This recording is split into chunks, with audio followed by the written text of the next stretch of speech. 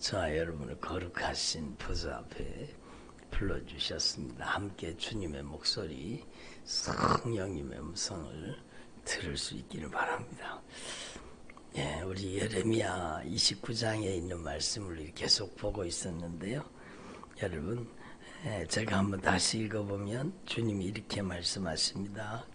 물론 이스라엘 백성들, 포로로 잡혀간 이스라엘 백성들에게 주님께서 말씀하신 겁니다. 여호와께서 이와 같이 말씀하시느니라. 바빌론에서 70년이 차면, 그러니까 이스라엘 백성들이 70년 동안 포로 생활을 하죠. 70년이 차면 내가 너희를 돌보고 나의 선한 말을 너희에게 성취하여 70년 만에 포로에서 돌아오게 하시겠다고 주님께서 약속하셨죠. 약속하신 말씀을 성취하여 너희를 이곳으로 다시 예루살렘으로 돌아오게 하리라. 여호와의 말씀이니라.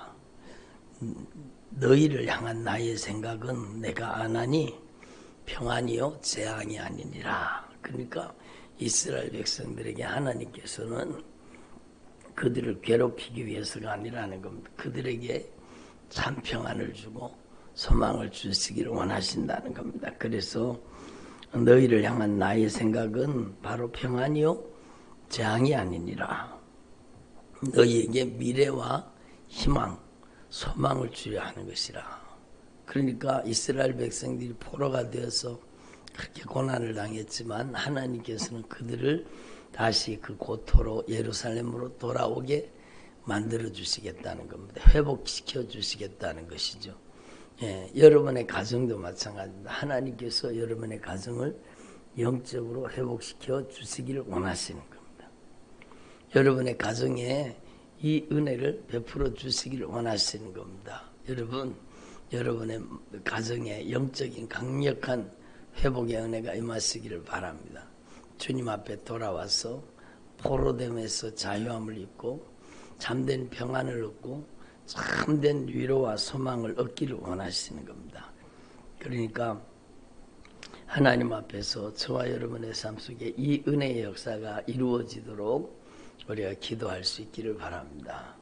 여러분, 하나님께서는 우리의 인생 가운데 우리가 받아 누려야 될 모든 각양 좋은 은사와 온전한 선물, 하나님의 모든 언약의 축복의 값을 이미 지불하셨습니다.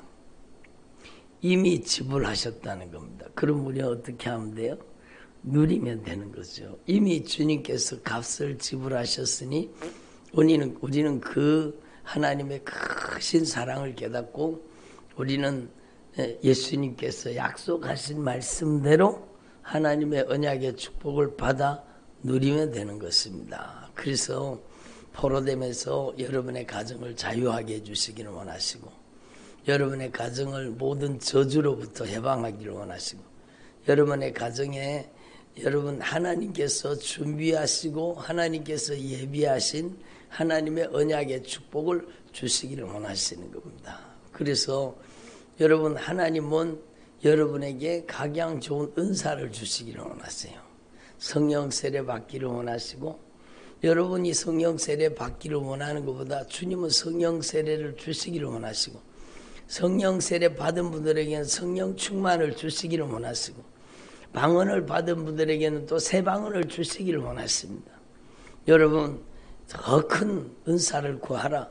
그러니까 사랑을 따라 더 큰 은사에 쓰임받는 하나님의 사람들이 되기를 원하시는 겁니다. 그러니까 하나님 앞에서 저와 여러분의 삶 속에 주님께서 약속하시고 주님께서 예비하신 모든 언약의 축복을 받아 누리기를 바랍니다. 그런데 여러분 그 하나님의 언약의 축복은 각양 좋은 은사 온전한 선물은 여러분 우리의 의로운 행위 때문에 주시는 게 아니라는 겁니다. 우리가 착하게 살아서 의롭게 살아서 주시는 게 아니라는 겁니다. 그래서 여러분 간혹 가다가 보면 여러분 사람들이 이해하지 못하는 일들이 일어납니다. 저분은 교회 왔는지 얼마 안 됐는데 예수 믿은 지 얼마 되지도 않았는데 막 은혜를 받아가지고 여러분 막 성령 세례를 받아가지고 새 방언을 말하고 막 그렇게 막 신앙생활 하는 사람들 여러분 주변에도 있잖아요. 그러니까 교회 다니지 얼마 되지도 않았어요. 나는 그렇게 오래 교회를 다녔는데도 나는 성령 세례 못 받고 아직까지 새 방언을 말하지 못하는데 금방 교회 왔는 사람이 막 성령 세례를 받고 막 새 방언을 말하고 그러면은 한편으로는요 하나님이 왜 이러시는지 모르겠다 그런 마음이 들기도 할 거예요. 그래서 전에 어떤 분이 와가지고 저한테요 그 권사님이 우리 교회 권사님이 아닌데 다른 교회 권사님인데 예? 저한테 막 따지듯이 얘기하는 겁니다. 우리 교회 누구 예수 믿은 지 얼마 되지도 않은 예? 누구한테는 하나님이 다 성령 세례 주시고 예? 방언의사도 주시고 막 그렇게 하시고 나는 평생을 교회 섬겼는데 나는 왜 안 주시냐고 그러면서 막 저한테 따지는 거예요. 예? 하나님 앞에 그만큼 뭔가 이제 마음이 걸려 있으니까 저한테 막 쏟아는 뜻이에요. 나는 교회에서 이렇게 충성하고 이렇게 헌신하고 이렇게 섬기고 이렇게 봉사하는데 하나님은 나한테만 왜 안 주시냐고 그러고는 막 그러더라고요. 그러니까 여러분 그럴 만도 해요. 그렇지만 제가 기도를 했어요. 근데 기도를 하는데 하나님은 우리가 그릇으로 준비되면 반드시 주시게 돼 있습니다. 근데 제가 손을 얹고 기도하는데요. 기도하다가 보니까 이분이 교회 가서는 열심히고 교회 가서는 충성하고 교회 가서는 막 신앙생활 잘해요. 실제로 그렇게 교회에 충성하는 그런 분이에요. 근데 여러분 그 속에 아직까지 회개하지 않는 죄가 있는 거예요. 아직까지 담고 있는 죄가 있는 거예요.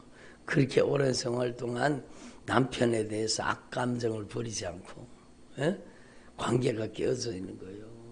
자녀들과도 마찬가지요. 그래서 제가 손을 얹고 기도하는데 성령이 말씀하시잖아요. 그래가지고 여러분 남편에게 잘못했던 것, 자녀들한테 잘못했던 것, 교회에서 성도들과의 관계 속에 잘못했던 것, 내가 먼저 믿은 권사라고 신앙생활을 하면서 다른 사람한테 상처 주었던 것, 주님이 다 말씀하시는 거죠. 성령으로 깨닫게 하시니. 그분이 막 눈물 흘리면서 회개를 했습니다. 주님 잘못했습니다. 주님 저 용서해 주시오. 제가 잘못했습니다. 제가 이제 바로 예수님을 십자가에 못 박은 사람이 바로 접니다. 그러면서 눈물 철철 흘리면서 회개가 터진 겁니다. 제가 잘못했어요. 저를 용서해 주세요. 제가 이제부터 정말 남편을 주님처럼 섬기겠습니다. 제가 잘못했습니다. 에? 그리고는요. 그날 받았습니다. 그날 저하고 같이 기도하는 동안에 성령 세례가 임하고 같이 기도하는 동안에 새 방언이 퍼져가지고 막 여러분 하나님께서 기도의 은사를 주셔서 막 기도하게 하시더라고요. 그러니까 여러분 제가 뭘 말씀드리고자 하는지 여러분 분명히 깨달으시고 우리의 의로운 행위, 우리의 열심으로 충성하고 섬기고 봉사하고 그것 때문에 하나님 은사 주시는 게 아니요. 여러분 처음 예수 믿는 사람도 여러분 성령 세례 받아가지고 막 성령 충만 받아가지고 그런 것은 우리의 의로운 행위에 있지 않다는 거예요. 여러분 정말로 예레미야 목사님 말씀에 보면은요. 너희가 내게 부르짖으며 여러분 정말 교회 나와서 얼마 안 됐는데 막 큰 은혜를 받고 성령 세례 받고 변화받는 사람들의 특징을 보면은요 간절히 부르짖어 기도합니다. 막 예절하게 간절하게 자기가 이전에 저질렀던 죄를 깨닫지 못했었는데 말씀 듣고 내가 흉악한 범죄자라는 걸 깨닫고 막 눈물 철철 흘리면서 막 예절하게 간절하게 여러분 막 통곡하며 부르짖어 기도합니다. 그게 특징입니다. 너희가 내게 부르짖으면 내게 위해서 기도하면 너희 기도를 들어줄 것이다. 그리고 너희가 온 마음으로 나를 구하면 은혜 받는 사람의 특징이 뭔가 하면은요 남 눈치를 보지 않아요. 온 마음을 다해서 남이야 듣거나 말거나 여러분 그 남을 뭐 하려고 의식을 해요. 그러니까 어떤 사람은요 기도받기를 싫어하는 사람이 있어요. 왜? 기도받다가 자기 안에 악한 게 팍 드러날까 봐 겁나가지고, 그러면 옆에 사람한테 얼마나 창피하고 부끄럽냐 그거예요. 그래도 나가 교회에서 신앙생활 한가닥 하는 것으로 아는데 이게 얼마나 초라하고 얼마나 부끄러운 것입니까? 그것 자체가 잘못되는 것이죠. 그런 사람에게는 성령이 깊이 강하게 역사하실 수가 없습니다. 그런데 여러분, 누가 듣거나 말거나 그렇다고 막 고래고래 소리 지르라는 얘기는 아니요. 진실하게 온 마음을 다해서 내가 하나님 앞에 저지르고 내가 하나님 앞에 범죄하며 내 마음대로 내 뜻대로 내가 주인 노릇하며 살았던 죄를 철저하게 막 애절하게 간절하게 회개하고 막 그런 사람에게는 반드시 성령의 은혜가 강력하게 임하게 돼 있죠. 그러니까 너희가 온 마음으로 나를 구하면 나를 찾을 것이요 나를 만나게 될 것이다. 주님이 말씀하시는 거예요. 그러니까 여러분, 그 권사님이요, 여러분 집회할 때마다 얼마나 막 은사 달라고 기도했겠습니까? 방언 은사 달라고 막 정말 많이 기도한 거예요. 막 자기 교회 막 어떤 집회할 때 누가 받았고 어떤 집회할 때 누구 성령 은사 받았고 막 그걸 다 꿰고 있을 정도로 막 그렇게 사모하고 받기를 원하는 거예요. 예? 근데 여러분, 하나님은 정확하게 하나님의 법을 따라 움직입니다. 하나님의 법이 뭐예요? 우리의 의로운 행위로 말미암아 우리에게 주시는 은사가 아니라 예수님의 보혈의 공로 의지하는 그 피값으로 갚아진 여러분 우리에게 베푸신 무한한 하나님의 사랑 때문에 그 보배로운 피의 사랑 때문에 주시는 겁니다. 예? 아멘을 안 하시네. 새벽이라 그런 거예요. 예? 예수님의 그 보배로운 피의 사랑 때문에 우리에게 여러분 받을 자격 없는 우리에게 갚을 길이 없는 그 은혜와 사랑을 주시는 겁니다. 내가 이렇게 충성했는데 내가 이렇게 봉사했는데 내가 막 주방에서도 봉사하고 내가 교회에서 꾸준히 일을 하고 내가 이렇게 했는데 나한테는 안 주시고 그것은요 잘못된 거예요. 우리의 의로운 행위 때문에 우리의 헌신과 봉사과 충성 그런 것 때문에 주시는 게 아니에요. 오직 예수님의 보배로운 피의 사랑 십자가의 사랑 때문에 주시는 거죠. 그 피의 사랑으로 우리의 심령의 그릇을 우리의 영혼의 그릇을 예수님의 피로 깨끗하게 하는 사람에게 어김없이 주님은 역사하시는 겁니다. 그래서 여러분 하나님 앞에서 이번 기회를 통해서 여러분 반드시 성령 세례받고 성령 충만 받아야 됩니다. 방언 받으신 분들은 또 새 방언이 터지고 여러분 더 깊은 영적인 세계로 나아가고 여러분을 통해서 여러분의 가정에 악한 사단의 견고한 진이 무너지고 어둠의 권세가 떠나가고 흉악의 결박이 풀어지고 하나님의 나라가 권능으로 임하시기를 바랍니다. 어제 막 예배드리고 어제 집회 마치고 저녁에 마치고 막 간절히 기도할 때 성령이 계속해서 말씀하시면서 기도를 인도하시는 거예요. 우리가 하나님 앞에서 기도의 은사를 받잖아요. 방언의 은사는 기도의 은사입니다. 기도의 은사를 받잖아요. 그러면 기도의 은사를 주신 하나님을 가장 기쁘시게 하는 방법은 여러분 그 받은 기도의 은사를 사용해야 되죠. 여러분 적어도 모든 성도들은요 1시간 이상 기도해야 돼요. 그리고 여러분 특별히 방언의 은사를 받은 사람, 기도의 은사를 받은 사람은요 하루에 여러분 1시간에서 3시간씩 기도해야 돼요. 기도하라고 주신 은사인데 기도를 안 하면 주님이 얼마나 마음 아프시겠어요. 기도하라고 주신 은사 기도해야 되죠. 방언으로 막 기도. 여러분 방언으로 하루에 한 3시간 정도씩 이상씩 막 계속 기도해 보세요. 그 방언 속에 영적인 결박이 풀어지고 그 방언은요 주님의 성령의 말하게 하심을 따라 하는 말이기 때문에 그게 바로 주님의 목소리요 성령의 목소리요 예수의 핏소리요 생명의 목소리입니다. 그러니까 그 소리를 듣고 여러분 막 그 방언도 소곤소곤 조곤조곤 하지 말고 막 어디 길바닥에 다니면서는 소곤소곤 해야 되죠. 교회에 와서는 애절하게 간절하게 기도하라는 거예요. 막 간절하게 막 전심으로 방언도 전심으로 기도하면 그 주님의 목소리 성령의 음성이요 막 그 하나님의 성령의 말하게 하심을 따라 말하는 말이 내 영혼을 휩싸고 감싸고 막 내 영혼을 막 여러분 방언 기도를 통해 그 주님의 목소리를 통해 악한 것들이 그냥 막 결박을 풀고 떠나갑니다. 그 기도 속에 우리 가정의 자녀들의 인생의 변화, 우리 가정의 영적인 변화, 우리의 삶의 영적인 변화가 그 기도 속에 다 들어있습니다. 여러분이 무슨 뜻인지 알지 못해도 여러분 성령이 말할 수 없는 단식을 통해서 여러분과 여러분의 가정, 여러분의 모든 삶을 바꾸는 게 그 방언 기도 속에 다 들어있습니다.